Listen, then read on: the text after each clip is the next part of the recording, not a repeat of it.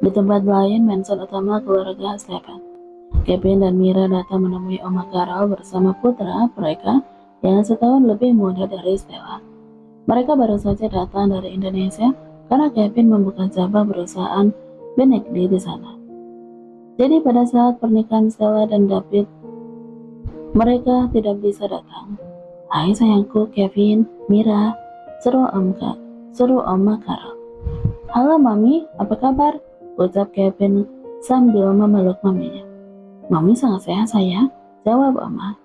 Hai Mami, Mira senang kalau Mam sehat-sehat saja. Di manakah Alia dan para keponakan? Tanya Mira. Alia sedang berada di kamarnya, kalau David dan Stella sedang ke Hawaii untuk bulan madu. Jawab Oma Carol. Maaf karena tidak bisa datang ke pernikahan Stella Mom. Kita udah 1 tahun tinggal di Indonesia dan banyak sekali pekerjaan yang harus kita kerjakan. Ucap Kevin. Tidak apa-apa sayang. Oh ya, di mana cucuku yang imut itu? Tanya Om Carol. Di mana putra kita sayang? Tanya Kevin pada Mira. Mira menoleh ke belakang dan tidak mendapati putranya di dalam sana. Sepertinya dia masih berada di taman. Aku panggilkan dulu anak bandel itu, ucap Mira. Kemudian Mira pergi keluar untuk mencari putranya yang udah masuk kuliah tersebut. King, di mana kamu sayang? Teriak Mira memanggil putranya itu. King adalah nama dari putra Mira dan Kevin. Usianya saat ini udah 19 tahun. Pria blasteran tersebut mempunyai wajah yang imut dengan sangat tampan. Antara campuran Indonesia dan Amerika, membuat putra dari Kevin itu menjadi idola para gadis muda. Tapi sifatnya agak bandel dan playboy. Udah tidak diragukan lagi dia sebagai penakluk para wanita.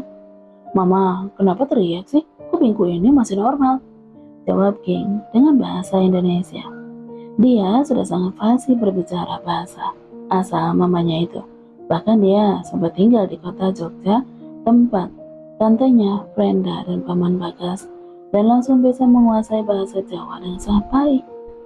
Anak nakal, kenapa tidak masuk ke dalam? Oma mencarimu, seru Mira. Dia langsung menjawab telinga putranya itu dan menyeretnya masuk. Mama sakit banget, jangan kuat-kuat nariknya, teriak King dengan bahasa Jawa tapi logat barat.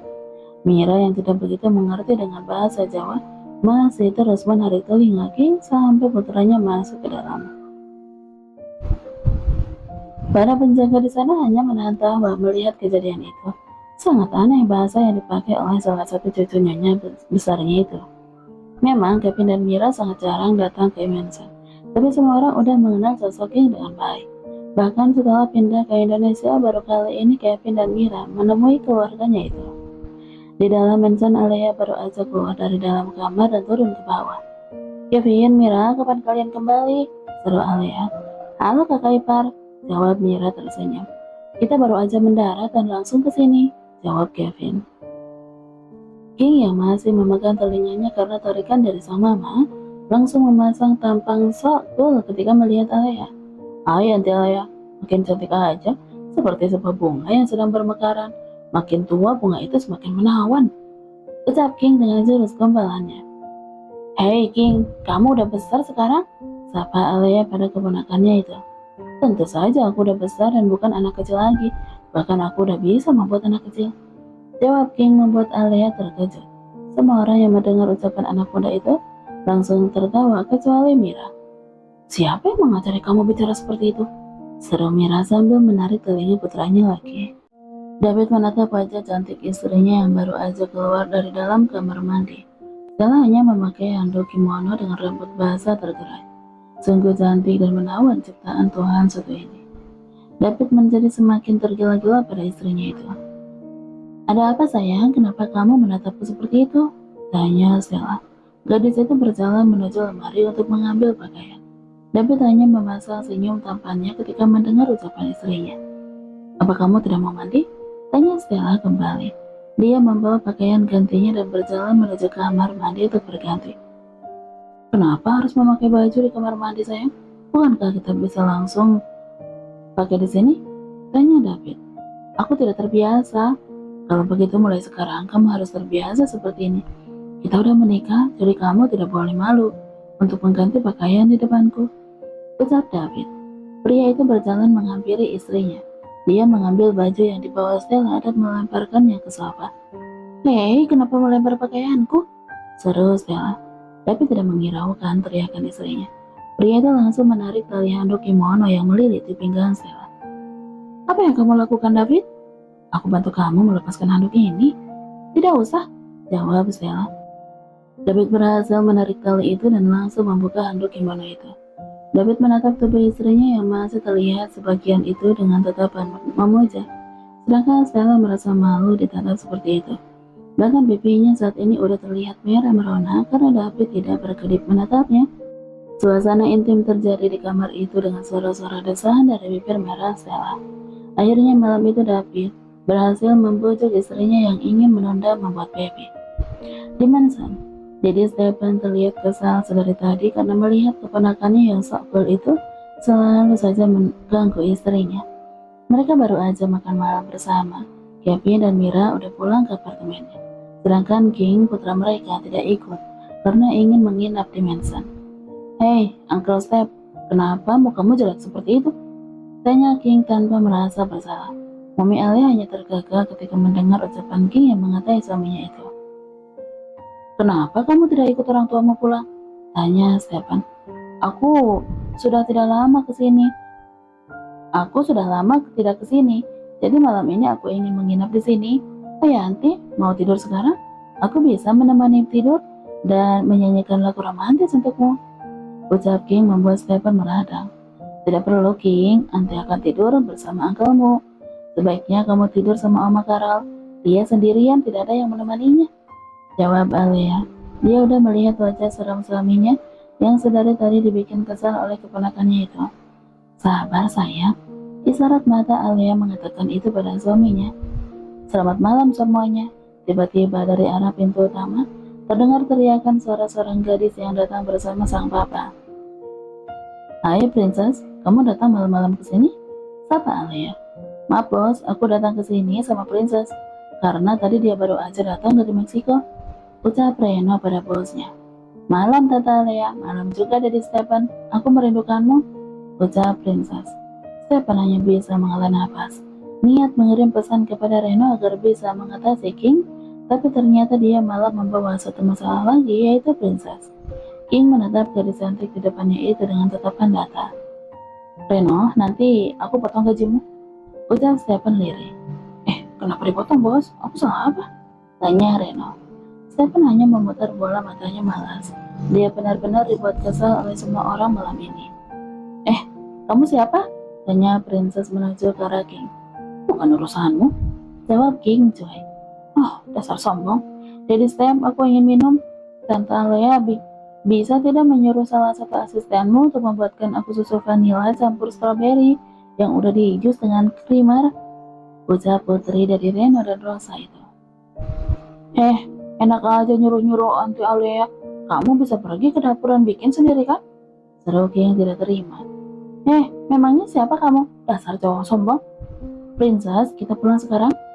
Reno mengajak putrinya pulang karena melihat bosnya yang sudah mendidih menahan amarah. Sedangkan Alia hanya menggelengkan kepala melihat tingkah para keponakannya tersebut. Hus, sana pulang," ucap King. "Papa, aku tidak mau pulang." Alia berdiri dan berjalan menuju Princess. "Ayo Princess, aku akan buatkan kamu susu vanila plus krim strawberry," ucap Alia.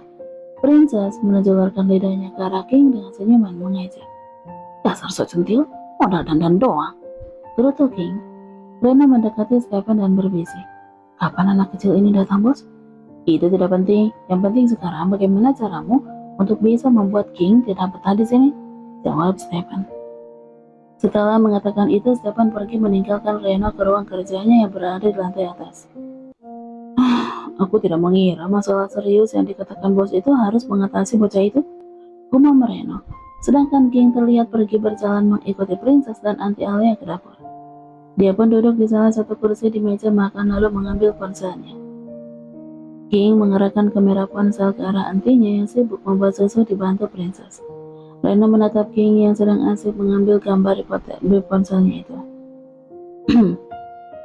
Paman, ada apa?" tanya King. "Apa tidak ada kerjaan lain selain mengambil gambar seseorang tanpa izin?" ucap Reno. Ya, ini pekerjaanku, Paman, jawab King cuek. Body cost bohai, anti memang bikin nafsu. Gumam King tersenyum sendiri. Dia terus saja menatap antiknya yang berdiri tidak jauh dari tempat duduk King dan membelakanginya itu. Dengan telaten Alea menuangkan air panas ke dalam sebuah gelas yang udah berisikan susu vanila bubuk. Alea memang sangat menyayangi putri dari asisten Reno itu, seperti ponakannya sendiri. Meskipun Princess selalu bilang ingin menjadikan Stephen suaminya suatu saat nanti, tapi bagi Alea itu hanyalah ucapan seorang anak kecil yang tidak ada artinya. Apa kamu sedang mengagumi My Princess? Tanya Reno yang udah duduk di samping King. Siapa Princess? Aku tidak mengenalnya, jawab King. Reno harus bersabar menghadapi putra dari Kevin itu. Lalu gambar siapa yang kamu ambil kalau bukan gambar Princess? Tanya Reno kembali. Tentu saja gambar anti Alea yang seksi cantik jelita. Ya Tuhan, anak ini, betul Reno. Dia menjadi paham kenapa bos Stephen sangat ingin King keluar dari mansion itu. Tante, terima kasih udah membuatkan susu kesukaanku, seru Princess tenang ketika Alea udah memberikan segelas susu padanya. Alea tidak menyuruh para ART melainkan membuatkan susu pesanan Princess sendiri. Iya, Princess, sebaiknya cepat kamu minum selagi hangat, ucap Alea. Alea mendengar suara jepretan HP yang sedari tadi tidak berhenti. Hei kamu, jangan ngambil foto aku sembarangan, seru Princess pada King. Enak aja. Jangan kepedean kamu. Memangnya siapa yang mau mengambil gambar gadis jelek sepertimu? Princess membulatkan matanya mendengar ucapan King. Apa yang dia bilang tadi? Aku gadis jelek? Hei, dasar kurang ajar. Sini, mana ponselmu? Akan aku patahkan menjadi dua, lalu aku injak-injak sampai remuk. Teriak Princess tidak terima dan berjalan menuju ke arah King untuk mengambil ponselnya. Hei, gadis jadi-jadian, jangan mendekat. Nanti aku bisa tertular dengan kejelekanmu. Princess yang mendengar ejekan King menjadi semakin emosi. Dia akan merebut ponsel King, tetapi pria itu dengan cepat menghindar. Alea yang melihat kejadian itu hanya menepuk jidatnya. Sedangkan Reno harus segera mencari akal agar bosnya tidak semakin marah karena ulah kedua anak itu. Stephen yang baru saja masuk ke ruang makan untuk mengajak Alea tidur malah disuguhi adegan kejar-kejaran dua anak muda tersebut. Kalian berdua sebaiknya keluar dari mansion ini. Reno, panggilkan para pengawal untuk membawa kedua anak itu keluar, seru Stephen. Akhirnya Reno memanggil pengawal untuk mengamankan King dan Princess. Papa, lepaskan aku. Kenapa aku ditahan? Seru Princess. Hei, Uncle Stephen jelek. Jangan main curang dong. Kalau berani sini lawan aku satu-satu. Seru King. Stephen segera menyuruh para pengawalnya untuk membawa kedua bocah itu keluar. Alea menyentuh lengan suaminya. Kenapa kamu bertindak seperti ini sayang? Biarkan aja mereka, ucap Alea. Istriku sayang, mereka itu harus diberi ketegasan. Apa sopan berlaku seperti itu di rumah orang lain? Sudahlah, ini sudah larut, sebaiknya kita segera tidur, ucap Stephen. Alea tidak menjawab dan hanya mengikuti langkah suaminya itu. Sedangkan Reno berhasil memasukkan Princess dan King ke dalam mobilnya. Kemudian asisten Stephen itu langsung melajukan mobilnya perlahan meninggalkan mansion. Hai paman aneh, kenapa kamu memasukkan aku ke dalam mobilmu? Aku mau menginap di tempat Grand Magaro, turunkan aku sekarang, seru King. Papa, kenapa dia ada di mobil kita? Teriak Princess.